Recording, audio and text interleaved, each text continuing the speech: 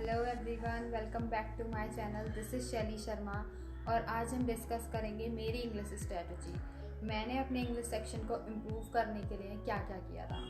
तो English section की बात करते हैं तो हमारा इंग्लिश सेक्शन जो हमारे प्री में है वो 30 क्वेश्चन आते हैं फॉर 30 मार्क्स। और अगर हम पीओ के एग्ज़ाम की बात करें तो मेंस में हमारे 35 क्वेश्चन आते हैं फॉर 40 मार्क्स और क्लर्क मेंस में आते हैं 40 क्वेश्चन फॉर 40 मार्क्स। अब हमारे ये जो क्वेश्चन होते हैं वो 3 टाइप्स के होते हैं। First one is RC based, second one is vocab based और थर्ड इज़ ग्रामर बेस्ड। अब हमें इन तीनों सेक्शंस को ही जो है वो स्ट्रॉन्ग करना होता है। तो पहले हम ग्रामर सेक्शन की बात करते हैं कि मैंने ग्रामर सेक्शन के लिए क्या किया था। तो ग्रामर सेक्शन के लिए मैंने प्लिंथ टू पैरामाउंट करके एक बुक आती है, उसके सारे नोट्स बनाए थे। जो जो मुझे इंपॉर्टेंट लगा वो मैंने नोट किया, क्योंकि एग्ज़ाम से पहले हमें रिवाइज़ भी करना होता है। तो उसके लिए मैंने उससे ग्रामर पढ़ी थी, बहुत अच्छी बुक है वो। उसका मेरे पास पीडीएफ था, तो मैंने उसी पीडीएफ से जो जो मुझे इंपॉर्टेंट लगा वो मैंने उसके नोट्स बनाए थे। और उसके अलावा मैंने ग्रामर सेक्शन के लिए निमिषा बंसल मैम को फॉलो किया था। उनके 120 रूल्स ऑफ ग्रामर जो कि बहुत ही फेमस हैं, हर किसी को पता है, उसको मैंने फॉलो किया और मैंने उसके भी इस तरह से नोट्स बनाए थे।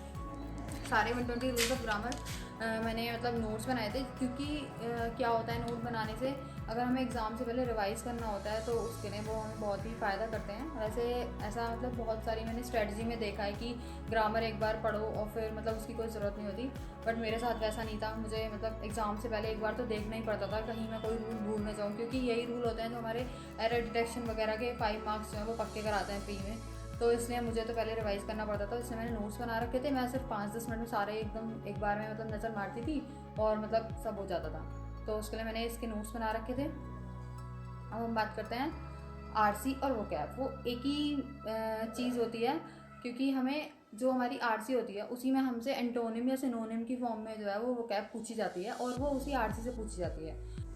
तो हर चीज़ के लिए सबसे पहले हमें अपनी अंडरस्टैंडिंग डेवलप करनी होगी। अब हम अंडरस्टैंडिंग डेवलप कैसे करें, क्योंकि स्टार्टिंग में तो आरसीज वगैरह समझ ही नहीं आते हैं। और मेरा तो सबसे ज़्यादा जो वीक पॉइंट था वो आरसीज ही थे। आरसीज में मेरे नंबर ही नहीं आते थे और एडिटोरियल भी मुझे कुछ खास समझ नहीं आते थे। तो पहले मैंने क्या स्टार्ट किया, पहले मैं यूट्यूब पे एडिटोरियल वाला लेक्चर ही लेती थी, जिससे मेरी धीरे धीरे करके एक अंडरस्टैंडिंग डेवलप हुई। और फिर जैसे आप लोग स्ट्रैटेजी देख रहे हैं वैसे मैं भी स्ट्रैटेजी देखा करती थी। तो मुझे पता चला डेली एडिटोरियल ऐप का।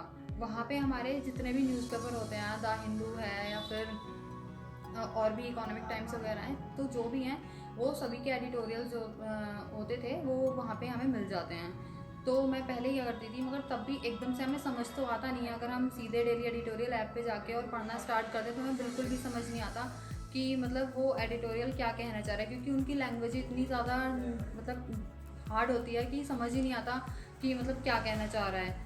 और फिर उसके लिए मैं क्या करती थी कि मैं पहले यूट्यूब पे जाती थी और यूट्यूब पे जो लेक्चर होता है वो मैं पूरे 1 घंटे का लेक्चर तो नहीं लेती थी, पर 5-10 मिनट में जो पहले क्या होता है कि पहले कहानी टाइप की सुनाते हैं कि हमारा जो एडिटोरियल है वो कहना क्या चाह रहा है। तो मैं पहले वो कहानी सुन लेती थी, फिर उसके बाद में मैं डेली एडिटोरियल ऐप पे जाती थी और एडिटोरियल पढ़ती थी। तो मुझे समझ आ जाता था एकदम से कि हाँ मतलब ये कहना चाह रहा है। और उस एडिटोरियल ऐप में एक ये भी था कि अगर हमें कोई वोकैब समझ नहीं आ रही है तो हम उस पर टैप करके फिर उसका मीनिंग आ जाता था और हम उस वोकैब को आगे सेव भी कर सकते थे, मतलब दोबारा से रिवाइज़ वगैरह करने के लिए।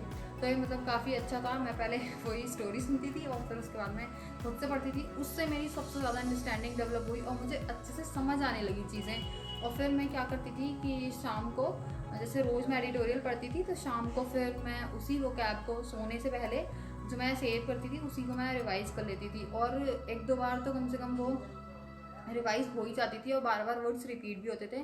तो इस तरह से जो है मेरी वोकैब भी अच्छे से मतलब रेडी हो जाती थी और मतलब एडिटोरियल भी काफ़ी अच्छे से समझ आने लगे थे। और कई बार तो मतलब ऐसा भी होता था कि हम एग्ज़ाम में गए हैं और जो हमने द हिंदू वगैरह में जो एडिटोरियल पढ़ा है एज इट इज़ एडिटोरियल हमें मिल जाता था वहाँ पे, तो मतलब उतनी दिक्कत नहीं होती थी। तो मुझे काफ़ी अच्छा लगता था। और मतलब ये हमें मतलब हम लेक्चर लेते हैं वो मतलब गलत नहीं है, बट हम सबसे ज़्यादा जो हम अपनी प्रोग्रेस देख सकते हैं और जो हमें सबसे ज़्यादा हमारी अंडरस्टैंडिंग भी बढ़ सकती है, हमारे मार्क्स बढ़ सकते हैं, वो हमारी खुद से ही बढ़ सकते हैं। तो मैं तो आपसे यही बोलूँगी कि स्टार्टिंग में आप अपनी अंडरस्टैंडिंग थोड़ी डेवलप करने के लिए आप लेक्चर लीजिए या फिर कुछ भी कीजिए, बट बाद में आप खुद से पढ़ने की कोशिश कीजिए। जितना आप खुद से करने की कोशिश करेंगे उतना ही जल्दी इम्प्रूवमेंट भी आपको दिखाई देगा। तो मैंने तो यही किया था आरसीज़ के लिए और उसके बाद में मेरे मतलब मार्क्स काफ़ी इंक्रीज़ हुए थे, क्योंकि आरसीज़ में ही मुझे सबसे ज़्यादा डर रहता था क्योंकि ग्रामर सेक्शन तो मैंने एक बार प्लिंथ टू पैरामाउंट के नोट्स बनाए और 120 रूल्स ऑफ ग्रामर जो कि निमिषा बंसल मैम के हैं, वो मैंने नोट्स बना लिए थे और मैं उन्हें पढ़ती थी। मतलब मैंने एक बार पढ़े, फिर मैंने उसको रिवाइज भी किया। फिर उसके बाद में जब एग्ज़ाम होता था प्री या फिर मेंस का, तो मैं उससे पहले एक दिन पहले या फिर 2 दिन पहले सारे रूल्स जो है वो एक बार देखती थी, क्योंकि मुझे ये रहता था कि कहीं ऐसा ना हो कि इस तरह का एरर वगैरह आए और मतलब मुझसे वो छूट जाए कि मैं मतलब मुझे याद ही नहीं आ रहा है रूल कि क्या होता था। तो मैं उसके लिए रिवाइज ज़रूर करती थी। हालांकि सबके साथ ऐसा नहीं होता, बहुत से लोग ऐसे होते हैं कि एक बार ग्रामर पढ़ी फिर उन्हें ज़रूरत नहीं होती, बट मुझे ज़रूरत होती थी, तो उसके लिए मैंने वही किया था।